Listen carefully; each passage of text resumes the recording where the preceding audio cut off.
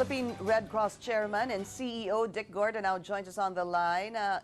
Hi, sir. Good morning to you. Hi, Pinky. Good morning. Senator, Chairman, how are things with the Red Cross? I know you've also been, the Red Cross has been on top of the situation, but it doesn't seem like enough help really is getting into the, coming into the families affected by the typhoon. Well, I just came back from Katil yesterday, as well as Maganga and Compostela Valley, and the situation is really rather morbid because we have to rally right away. So many things have been affected from the environment. We have lost our forest cover entirely in those areas. You can see that the forest has been completely wiped out. And then you're talking about livelihood for people.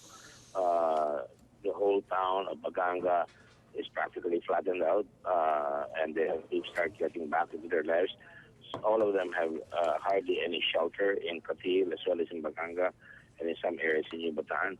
And so it's important that you move very, very fast. Now, when you go to the hospital in Yucatan, what's left of it, or what the skeleton of a hospital, you know that there are volunteer doctors. That's the bright side of it. There are volunteer doctors from Davao who are doing their job, and our volunteers are there as well. But they need medicine. They need emergency, orthopedic doctors. To take people out will take you 10 hours if it's an emergency mode. So you would have to bring in the equipment right there, and you'd have to bring in generators because there's no power. Correct. To power up on diagnostic materials. No? So it's really very, the Red Cross has now distributed food already, and we're doing 2 weeks supply of food starting tomorrow. Yesterday we were up to 3 days supply of food, but we're now giving 2 weeks supply of food, plus non-food items to restore human dignity, such as towels, toilet paper, toothbrushes, and everything like that. But the real crunch is those three: shelter, health challenges, water, of course, and food and water, and obviously livelihood. So, yes, sir, can you try to, help us understand the situation, for example, compared to Sendong, in terms of trying to get to the hard-hit areas, sir, and the desperation of people then and now? How different or how similar are they? Cagayan de Oro was hit by Sendong. Sendong, it is really the riverside barangays that were badly hit. The town was functioning. There were supplies over there. Here in the area of Maganga and Boston and Katil, you would have to fight to get in there. 2 bridges are down. It takes a while before you can get there.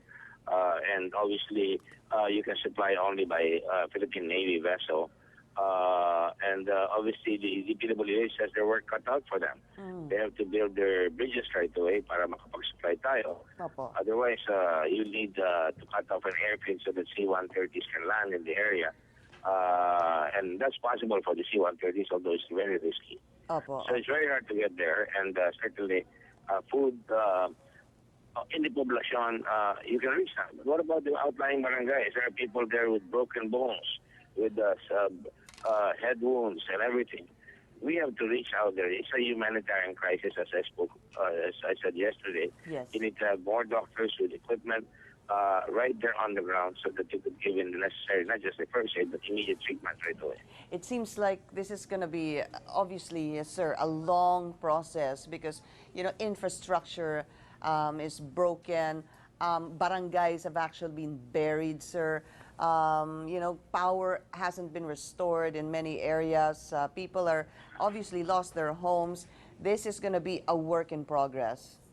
I think it's going to be a long haul, and we will need everybody's support out here. There will be a lot of requirements for food. Nothing is being grown there right now. They've lost their poultry, they've lost their everything, their houses. They have no place to go to. There's no evacuation center in Katil.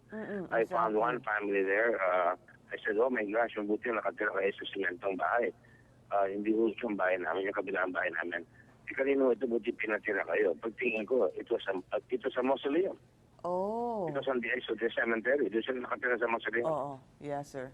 So, ganun. That's the situation. And the doctors there are heroic. Our volunteers managed to reach there 3 days ago and got the food. ICRC is there with us. The Red Cross movement is there. And so are other organizations, of course. Yes, There's some foreign organizations that have managed to reach there. But the current issue, the DOH has to pay attention to medicine, yes, to medical sir. intervention.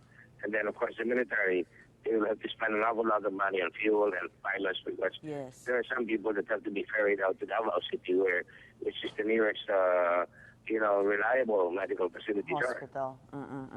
That has more sophisticated equipment. Senator, at least for those who may want to help, get help to the Philippine Red Cross, sir.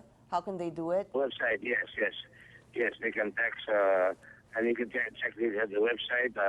I think we have addresses there for use at ANC, and I'd consider it a very big favor to our people if we could put out the addresses of the Red Cross where they can help. We'll do But that, more sir. importantly, it's important that you get the right information on the ground in terms of the necessity, the excruciating situation out there, and we have to move very, very fast. All right, Chairman and CEO, former Senator Richard Gordon, sir, thank you so much for your time.